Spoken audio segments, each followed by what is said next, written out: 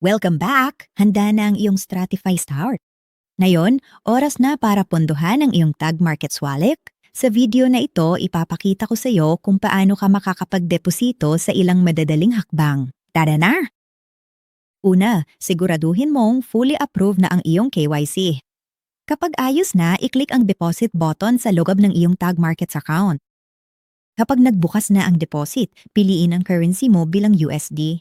Ngayon, piliin ang halaga ng iyong idedeposito at itap ang next para magpatuloy. Ngayon, piliin kung paano mo gustong magbayad.